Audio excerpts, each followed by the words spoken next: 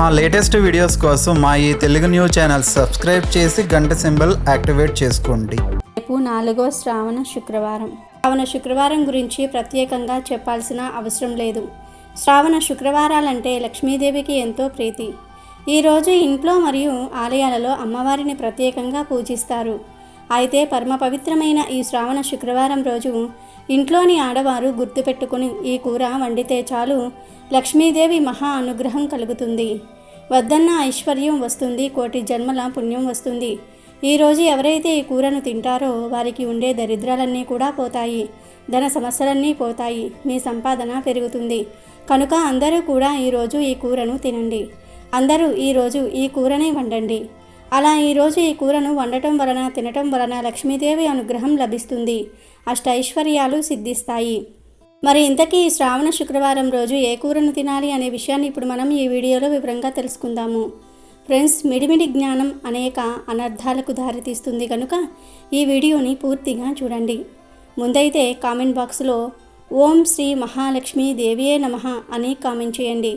అలాగే ఈ వీడియోకి ఒక లైక్ కొట్టి మాకు సపోర్ట్ చేయండి. ప్రకృతి సంపూర్ణ కళలతో సౌందర్యం చిందే కాలం శ్రావణ మాసం. ఇది ప్రకృతి మాత యవ్వన దశ అనవచ్చు. పూర్తిగా సౌభాగ్యానికే ప్రత్యేకంగా కేటాయించబడిన ఉత్తమ నోములు, దివ్యమైన శుభకరమైన పండుగలతో పర్వదినాలలో అలరారుతూ భక్తుల పాలిట సౌభాగ్యదాయినిగా నిలిచిన మాసం శ్రావణం. శ్రావణ మాసం ఆధ్యాత్మిక మాసం. ఆలయాలన్నీ భక్తజన సందోహంతో కలకలలాడుతూ ఉంటాయి. సమాజ ఐక్యతకు పట్టుకొమ్మ శ్రావణ మాసం.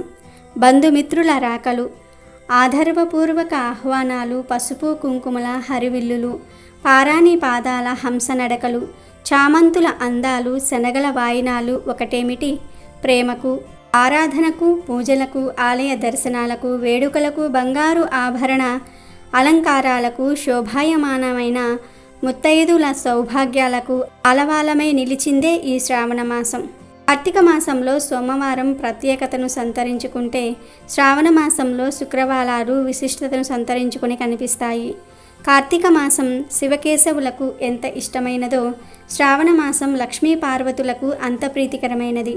శ్రావణ మాసంలో వచ్చే శుక్రవారాలలో లక్ష్మీదేవిని పూజించటం వలన ఆ దేవి చాలా సంతృప్తి చెంది కరుణిస్తుంది. వివాహితులు ఈరోజు లక్ష్మీ పూజ చేసుకోవటం వలన సౌభాగ్యవతులుగా వర్ధిల్లుతారు. లక్ష్మి అనగానే కొందరు ధనము మాత్రమే అనుకుంటూ ఉంటారు. ధనం, ధైర్యం, విద్య, ధ్యానం, విజయం, పరపతి, సంతానం, గుణం మనకు ప్రాప్తం కలగాలని ఆ తల్లిని పూజిస్తారు. శ్రావణ శుక్రవారం రోజు లక్ష్మీదేవిని పూజించటం వలన సకల సంపదలు, సుఖ సంతోషాలు కలుగుతాయని ప్రతీతి. అందరూ అంటే ప్రతి మనిషి కూడా లక్ష్మీ కటాక్షం కావాలని కోరుకుంటూ ఉంటారు. నిత్యం లక్ష్మీదేవిని పూజిస్తూనే ఉంటారు. కానీ శ్రావణ మాసంలో వచ్చే శుక్రవారాలలో చేసే లక్ష్మీ పూజకు అధిక ఫలితం వస్తుందని శాస్త్రాలు చెప్తూ ఉన్నాయి. శ్రావణ మాసంలోని శుక్రవారాలు చాలా ముఖ్యమైనవి. ముఖ్యంగా ఆడవారు శ్రావణ శుక్రవారాలలో క్రమం తప్పకుండా లక్ష్మీ పూజ చేసుకుంటూ ఉంటారు. ఈ శ్రావణ శుక్రవారం రోజు స్నానం చేసే సమయంలో ఆడవారు చిటికెడు పసుపును నీటిలో వేసుకొని చిటికెడు పసుపును ముఖానికి, మంగళసూత్రానికి రాసుకొని స్నానం చేస్తే వారికి లక్ష్మీదేవి అనుగ్రహం కలుగుతుంది. ఈ శ్రావణ మాసంలో అన్ని పూజలు చేసిన ఫలితంతో అదృష్టం పడుతుంది. ధనానికి అస్సలు లోటు లేకుండా లక్ష్మీదేవి అమ్మవారు దీవిస్తారు. ఇలా స్నానం చేస్తే మీ ఒంట్లోని తెలియని వ్యాధులు, వ్యాధులు పోయి అష్టైశ్వర్యాలు కలుగుతాయి. అంతేకాదు మీ ఒంట్లో ఉన్న చెడు శక్తులన్నీ కూడా పారిపోతాయి.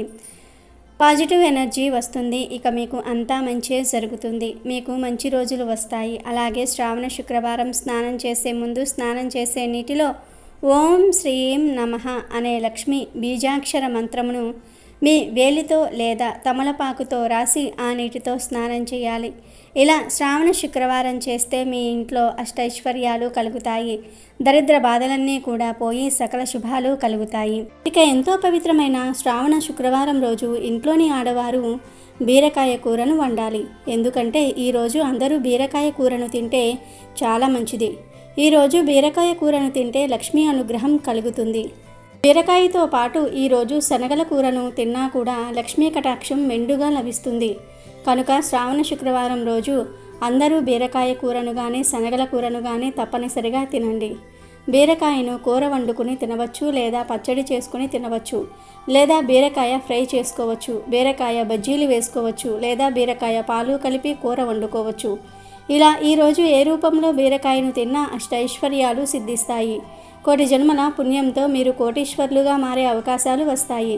లేదంటే ఈరోజు శనగలతో కూర వండుకొని తిన్నా లక్ష్మీదేవి అనుగ్రహం కలుగుతుంది. దరిద్రాలన్నీ కూడా పోతాయి. ఈరోజు శనగలను కూర రూపంలో కావచ్చు, శనగల తాలింపు రూపంలో కావచ్చు, ఇలా ఏ రూపంలో తిన్నా చాలా మంచి జరుగుతుంది. ఎందుకంటే శనగలు చాలా బలాన్ని ఇస్తాయి. శ్రావణ మాసంలో తప్పనిసరిగా శనగల కూర తినాలని శాస్త్రాలు చెప్తూ ఉన్నాయి.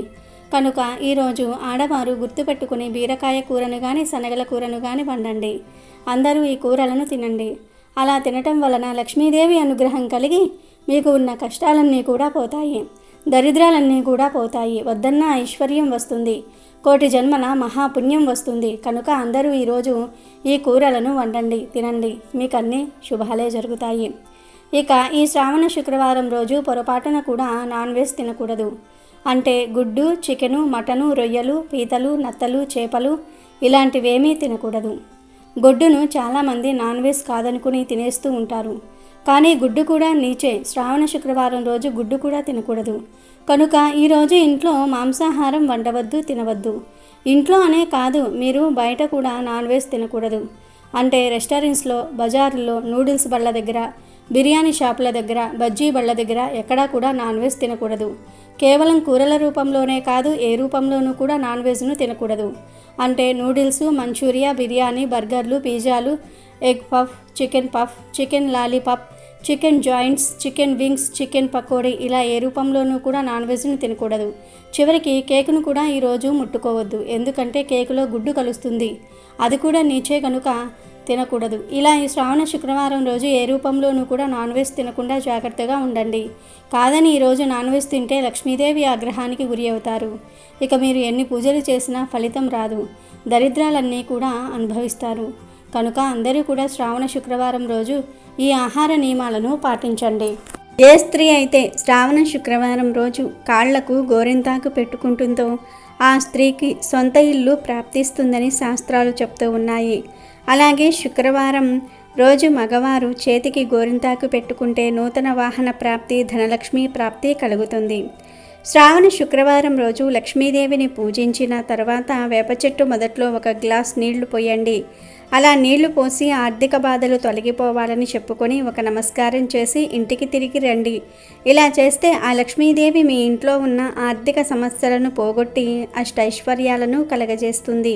అదేవిధంగా ఈ శ్రావణ శుక్రవారం రోజు ఇంటికి ఎవరైనా ముత్తైదువులు వస్తే వారికి మంచినీళ్లు ఇచ్చి కుంకుమ బొట్టును కూడా పెట్టండి. కుదిరితే తాంబూలం ఇవ్వండి. ఇలా చేసిన వారికి జన్మ జన్మల పాపాలు తొలగిపోతాయి, శ్రీ మహాలక్ష్మీదేవి అనుగ్రహం కలుగుతుంది. ఇక వరలక్ష్మీ వ్రతం రోజు వరలక్ష్మీ వ్రతం చేయటం కుదరని వారు ఈరోజు కూడా వరలక్ష్మీ వ్రతం చేసుకోవచ్చు. శ్రావణ మాసంలో వచ్చే శుక్రవారం అంటే లక్ష్మీదేవికి ఎంతో ఇష్టం. అసలు శుక్రవారం అంటేనే ప్రేమ, దాంపత్యము, అందము వంటి వాటికి చిహ్నము. ఎందుకంటే శుక్రవారానికి అధిపతి అయిన శుక్రుడు ఆయా లక్షణాలను ప్రభావితం చేస్తాడని నమ్మకం. పైగా లక్ష్మీదేవికి సైతం శుక్రవారం ప్రీతికరం. కాబట్టి శుక్రవారం నాడు అమ్మవారిని కొలుచుకుంటే అటు అమ్మవారి అనుగ్రహం, ఇటు గ్రహాల అనుకూలత సిద్ధిస్తాయి. శ్రీ మహావిష్ణువు జన్మ నక్షత్రం శ్రవణము. చంద్రుడు ఈ నక్షత్రాన సంచరించే మాసం శ్రావణ మాసం. విష్ణుమూర్తి, మహాలక్ష్మి ఎంత అన్యోన్యంగా ఉంటారో ఈ మాసాన శుక్రవారాల్లో అమ్మవారిని కొలుచుకునే వారి దాంపత్యం అంతే అన్యోన్యంగా సాగుతుందని భక్తుల నమ్మకం. త్రిమూర్తులలో ఒకరైన శ్రీ మహావిష్ణువు భార్య లక్ష్మీదేవి. మహాలక్ష్మి సిరి సంపదలకు ఆదిదేవత, జీవన సౌభాగ్యానికి దివ్య ప్రతీక. సృష్టికి కారణభూతమైన ఆదిపరాశక్తిని మన ప్రాచీన మహాత్రష్టలు సుమనోజ్ఞ రూపాల్లో చిత్రించి ఆరాధించారు. ఆ శక్తి మహిమలను, దివ్యత్వ శోభలను అనేక దేవతామూర్తులుగా మలిచారు. ప్రతి రూపం ఒక దివ్య సంకేతం, ప్రతి సంకేతం వెనుక ఒక రహస్య సందేశం కనిపిస్తుంది. మహాలక్ష్మిగా మనకు కనిపించే దేవి హిరణ్యవర్ణంలో భాసించే మధుర మోహనమూర్తి. ఆమె చతుర్భుజాలతో పూర్ణ వికసిత పద్మంపై ఆసీనురాలై ఉంటుంది. ఆమె హస్తంలో ఒక పద్మం మొగ్గ రూపంలో ఉంటుంది. సౌందర్యానికి, వినిర్మలతకు సంకేతం అది. పద్మం బురద నుంచి పుడుతుంది. మనలో ఏ వాతావరణ పరిస్థితుల్లోనైనా సరే వికసించే అపరిమిత శక్తికి ఈ పంకం సంకేతం. మహాలక్ష్మి చుట్టూ నీరు ఆవరించి ఉంటుంది. ఈ నీరు జీవనానికి సంకేతం. ఈ నీరు నిత్య ప్రవాహశీలమై ఉంటుంది. అలా ప్రవహించకపోతే అది నిల్వ ఉండి పాడైపోతుంది. ధనం కూడా ప్రవహిస్తూ చలామణి అవుతూ ఉండాలి.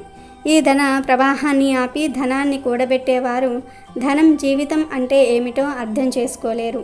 సంపదకు అధిపతి అయిన శ్రీ మహాలక్ష్మీదేవికి చంచలమైనది అని ఒక గుణాన్ని ఆపాదిస్తారు.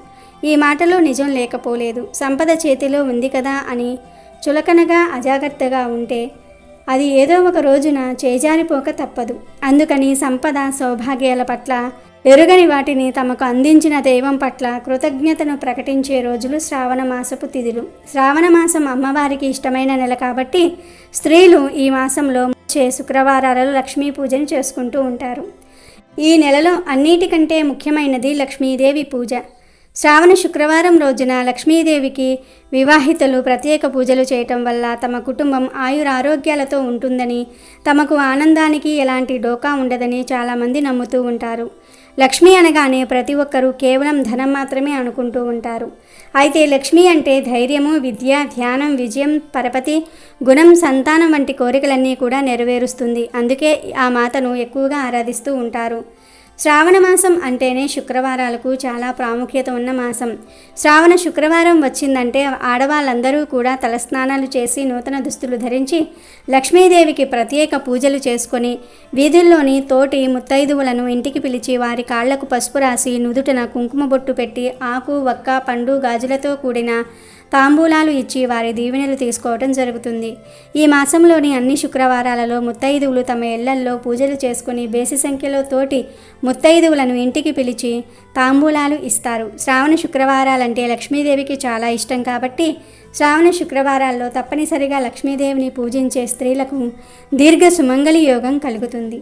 శ్రావణ శుక్రవారం రోజు తులసి మొక్కను ఖచ్చితంగా పూజించండి. ఎందుకంటే తులసి కూడా లక్ష్మీదేవి స్వరూపమే కాబట్టి శ్రావణ శుక్రవారం రోజు తులసి మొక్కకు చెంబుతో నీటిని సమర్పించి చెట్టు చుట్టూ ప్రదక్షిణలు చేయాలి. ప్రతిరోజు ఓ వ్రతం, ప్రతివారం విశేష సారం, ప్రతి ఇంట సంతోషం, మెండుగా వర్షించే శ్రావణ మేఘాలు, నిండుగా ప్రవహించే నదీ నదాలు, దండిగా పచ్చదనంతో పొలాలు కలగలిపితే శ్రావణమాసం.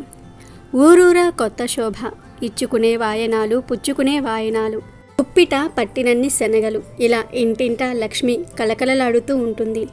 ఆధ్యాత్మిక వైభవానికి, సాంస్కృతిక వైభోగానికి ప్రతీకగా నిలిచే పవిత్ర మాసమిది.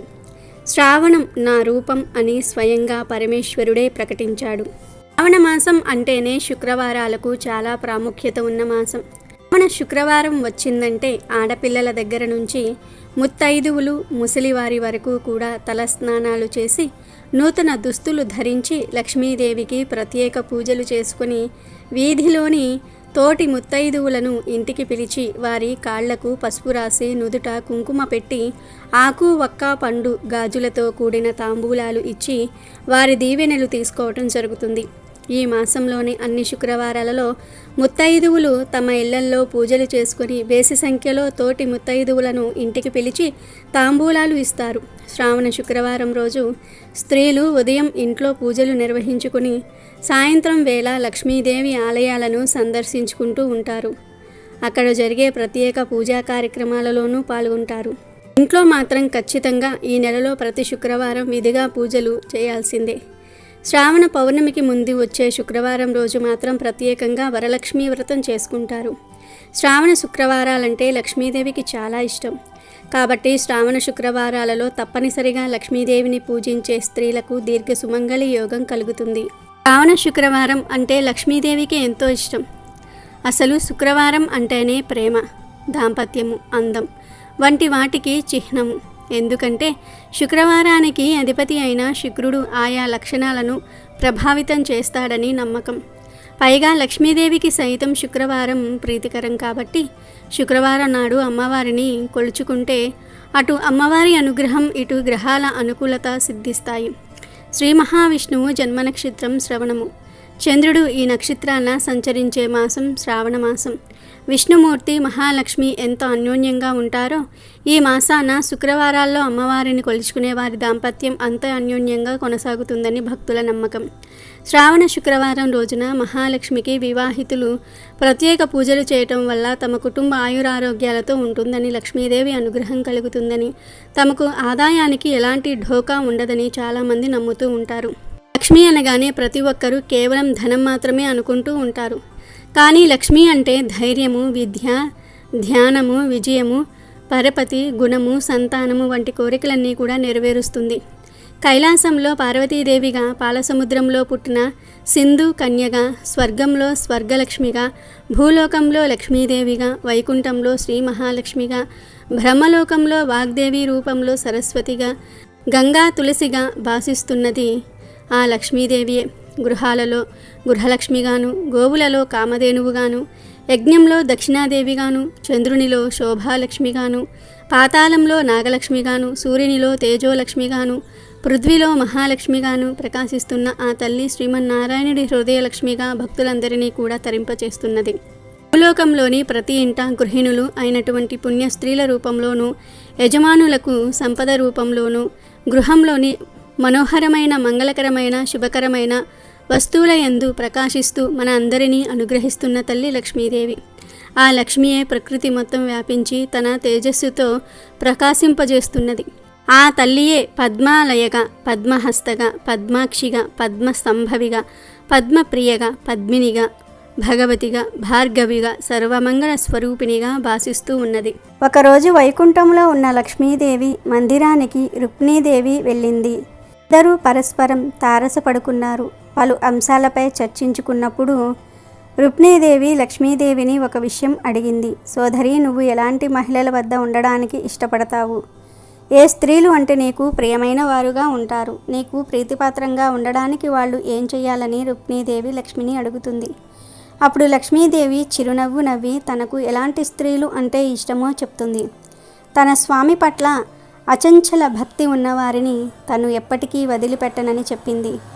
అంతేకాదు, సమస్త గుణాలు ఉన్న నా భర్తను గౌరవించని స్త్రీలను నేను తిరస్కరిస్తానని, అలాంటి వారిని నా దగ్గరకు కూడా రానివ్వనని వెల్లడిస్తుంది.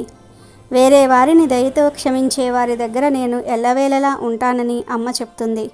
ఎప్పుడూ నిజం చెప్పేవారు, మోసం చేయని వారు అంటే తనకు ఎంతో ఇష్టమని, అలాగే ఇతరులను బాధపెట్టేవారిని ఎంతమాత్రం ఇష్టపడనని లక్ష్మీదేవి చెప్పింది. పవిత్రంగా ఉండి నిర్దిష్టమైన నడవడిక కలిగి దేవతలను, బ్రాహ్మణులను పూర్తి గౌరవాలతో చూసే స్త్రీలు పతివ్రతలైన స్త్రీలంటే తనకు ఇష్టమని లక్ష్మీదేవి వెల్లడిస్తుంది. అతిథులను గౌరవించే స్త్రీల దగ్గర తాను ఎప్పుడూ ఉంటానని లక్ష్మీదేవి రుక్మిణీదేవితో చెప్తుంది. ఎంతో పవిత్రమైన ఈ శ్రావణ శుక్రవారం రోజు ఒక అద్భుతమైన చెట్టును తాకితే చాలు 1 గంటలో మీ జీవితం మారిపోతుందని పెద్దలు చెప్తూ ఉన్నారు. మరి ఆ చెట్టు ఏమిటి అంటే తమలపాకు చెట్టు. ఈరోజు ఎక్కడ తమలపాకు చెట్టు కనిపించినా అక్కడకు వెళ్ళి ఆ తమలపాకు చెట్టును అమ్మవారి స్వరూపంగా భావించి ఆ చెట్టు చుట్టూ కుదిరితే 3 ప్రదక్షిణలు చేయండి. ఆ తర్వాత తమలపాకు చెట్టు మొదట్లో ఆవు నెయ్యితో దీపం వెలిగించి 11 సార్లు ఆ చెట్టును తాకండి చాలు. ఇలా ఈరోజు తమలపాకు చెట్టును తాకితే 1 గంటలో మీ దశ మారిపోతుంది, మీ జీవితం మారిపోతుంది, మీ ఇంట్లో ధనవర్షం కురుస్తుంది. ఎందుకంటే ఈ తమలపాకు చెట్టు అంటే అమ్మవారికి ఎంతో ఇష్టం. అందుకే తమలపాకుల్లోనే తాంబూలం ఇస్తూ ఉంటారు. కాబట్టి ఈరోజు తమలపాకు చెట్టును తాకితే మన ఇంట్లో దైవిక శక్తులు ప్రవేశిస్తాయి. ఈ ప్రక్రియ అంతా చేయటం కుదరని వారు ఈరోజు స్నానం చేసి కేవలం తమలపాకు చెట్టును తాగితే చాలు, మీకు అదృష్టం పడుతుంది. మీ తలరాత ఈ రోజుతో మారి కుబేరులుగా మారిపోతారు. కొంతమంది ఇంటి దగ్గరే తమలపాకు చెట్టును పెంచుకుంటూ ఉంటారు, లేదా పక్కింట్లోనో పొరుగింట్లోనో ఇలా వీధికి కనీసం ఒక్కరైనా ఇంట్లో తమలపాకు చెట్టును పెంచుకుంటూ ఉంటారు. ఇలా మీ ఇంట్లో పెంచుకునే తమలపాకు చెట్టును లేదా పొరుగింట్లోనో పక్కింట్లోనే పెంచుకునే తమలపాకు చెట్టును ఏ తమలపాకు చెట్టును ముట్టుకున్నా సరే మీ ఇంట్లో కనకవర్షం కురుస్తుంది. మీకు ఉన్న సమస్యలు, కష్టాలు పోతాయి. మీ ఇంట్లోని నెగిటివ్ ఎనర్జీ అంతా పోతుంది. మీకు ఒకవేళ ఎక్కడ తమలపాకు చెట్లు కనిపించకపోతే, మీ ఇంటి దగ్గరలో ఎవరూ తమలపాకు చెట్లను పెంచకపోతే జస్ట్ తమలపాకులు ఉంటాయి కదా, ఆ తమలపాకులను 11 సార్లు టచ్ చేసినా సరిపోతుంది. లక్ష్మీదేవి అనుగ్రహం కలుగుతుంది. ఈరోజు అందరూ తాంబూలం ఇవ్వటం కోసం తమలపాకులు కొని తెస్తారు కదా, ఆ తమలపాకులను టచ్ చేసినా చాలు మీరు అపర కుబేరులుగా మారిపోతారు. మనకు ప్రకృతి ప్రసాదించిన చెట్లు ఆకులతో ఎన్నో ప్రయోజనాలు ఉన్నాయి. ఇదే కోవలో తమలపాకులు కూడా మనకు ఎంతో మేలు చేస్తాయి. తమలపాకులను నాగవల్లి అని అంటారు. ఆరోగ్యానికే కాకుండా దైవిక భక్తికి కూడా తమలపాకులు ఉపయోగిస్తారు. మన ఇండ్లల్లో ఎటువంటి శుభకార్యం జరిగినా కూడా తాంబూలంలో తమలపాకులను ఇచ్చే ఆచారం చాలా కాలం నాటి నుండి ఉంది. అమృతం కోసం దానవులు దేవతలు సాగరమథనం చేసినప్పుడు లక్ష్మీదేవితో పాటు తమలపాకులు కూడా పుట్టాయని పెద్దలు నమ్ముతూ ఉంటారు. తమలపాకులలో విటమిన్ ఏ, విటమిన్ సిలతో పాటు కాల్షియం కూడా అధికంగానే ఉంటుంది. తమలపాకులను తినటం వల్ల నోటి దుర్వాసన తగ్గుతుంది. సాక్షాత్తు దైవాంశ సంభూతంగా భావించే చెట్టు తమలపాకు చెట్టు కనుక ప్రతి ఒక్కరూ కూడా ఈ శ్రావణ శుక్రవారం రోజు తమలపాకు చెట్టును తాకి శుభ ఫలితాలను పొందండి. లక్ష్మీదేవి అనుగ్రహాన్ని పొంది ఆనందంగా జీవించండి. అలాగే శ్రావణ శుక్రవారం రోజు తప్పనిసరిగా స్త్రీలు శనగలు తినాలి. లక్ష్మీదేవిని పూజించి నైవేద్యంగా శనగలు సమర్పించాలి. అసలు ఈ మాసంలో శనగలు ఎందుకు తినాలో ఒక్కసారి తెలుసుకుందాం. శ్రావణ మాసం వచ్చిందంటే చాలు నోములు వ్రతాలతో ప్రతి ఇల్లు కలకలలాడిపోతూ ఉంటుంది. వీటిని ఆచరించటం కుదరక లేదా కుదరని వారు, ఆసక్తి లేని వారు కూడా ఎవరైనా పేరంటానికి పిలిస్తే వెళ్ళి తాంబూలాన్ని అందుకుంటారు. ఆ పేరంటాలలో నాయకత్వం అంతా కూడా శనగలదే. ఇక వరలక్ష్మి వ్రతంలో అమ్మవారికి శనగపప్పుతో చేసే పిండి వంటలను నివేదిస్తూ ఉంటారు. ఇన్ని రకాల ధాన్యాలు ఉండగా శనగలకే ఎందుకంత ప్రాధాన్యత అని తరచి చూస్తే ఎన్నో విషయాలు తెలుస్తాయి. శనగలను పండించటంలో వేల సంవత్సరాలుగా మన దేశానిదే తొలి స్థానం. హిందూ నాగరికతకు సంబంధించిన తవ్వకాలలో కూడా శనగలు బయటపడ్డాయి. వేల సంవత్సరాలకు పూర్వమే ఇతర దేశాలకు శనగలను ఎగుమతి చేసిన ఘనత మనది. కానీ వాటిని జీర్ణం చేసుకోవడం అంత సులభం కాదు. శనగలను అధికంగా తీసుకుంటే కడుపు ఉబ్బరంగా ఉండటం అందరికీ అనుభవమే. ఇక జీర్ణశక్తి సరిగ్గా లేనివారు శనగపిండికి కూడా చాలా దూరంగా ఉంటారు. కందిపప్పు, పెసరపప్పు లాగా శనగపప్పుతో కూడా పప్పును వండుకోవచ్చు. కానీ జీర్ణానికి భయపడి మనం సాహసించం. నిజానికి శనగలలో ఉన్నన్ని పోషకాలు మరే ఇతర ధాన్యంలోనూ ఉండవు. ఇందులో ఉండే విటమిన్లు, ఖనిజాల చిట్టా చాలా పెద్దది. మెదడును చురుకుగా ఉంచే మాంసకృతులు, శరీరానికి శక్తినిచ్చే పిండి పదార్థాలు కూడా శనగలలో పుష్కలంగా ఉంటాయి. అందుకే నవగ్రహాలలో ఒకటైన బృహస్పతిని శాంతింపచేసేందుకు శనగలను దానం చేయాలని చెప్తూ ఉంటారు. జ్యోతిష్య రీత్యా మేధస్సుకు విద్యకి కారకుడైన బృహస్పతికి తగిన పోషకాలు అందించగలిగేది శనగలే. ప్రాచీన వైద్య విధానంలో కూడా శనగలది గొప్ప పాత్ర. చక్కెర వ్యాధికి, కిడ్నీల్లో రాళ్లకు శనగలు మేలు చేస్తాయని ఇప్పటి పరిశోధనలో కూడా తెలిసింది. శనగలలో ఉండే పోషకాలు పశువులకు కూడా ఉపయోగమే. శనగలను ఆహారంగా అందించినప్పుడు గేదెలలో పాల దిగుబడి ఎక్కువవుతుంది. ఇన్ని ఉపయోగాలు ఉన్నా కూడా ఇతర పప్పు ధాన్యాలతో పోలిస్తే శనగలు చాలా చవకగానే దొరుకుతూ ఉంటాయి. కాబట్టి శ్రావణంలో వాటిని నానబెట్టిన వాటిని తాలింపు వేసుకొని కానీ తింటే బోలెడు ఉపయోగం. విడిగా ఎలాగూ మనం ఆ పని చేయం కాబట్టి శ్రావణంలోని పేరంటాల సమయంలోనైనా సరే శనగలను తినాలి. శ్రావణ మాసంలో చలి వేడి సమంగా ఉంటాయి. అలాంటి వాతావరణం కూడా శనగపప్పును జీర్ణం చేసుకునేందుకు అనువుగా ఉంటుంది. అందుకని ఈ మాసంలో శనగపప్పుతో చేసే పూర్ణం బూరెలు, కుడుములు వంటి పదార్థాలను కూడా అమ్మవారికి నైవేద్యంగా అందిస్తారు. అమెజాన్లో బెస్ట్ డిస్కౌంట్స్ కోసం వీడియో డిస్క్రిప్షన్లో లింకు ఉంది, చూడండి. అలాగే మా టెలిగ్రామ్ ఛానల్ సబ్స్క్రైబ్ చేసుకోండి.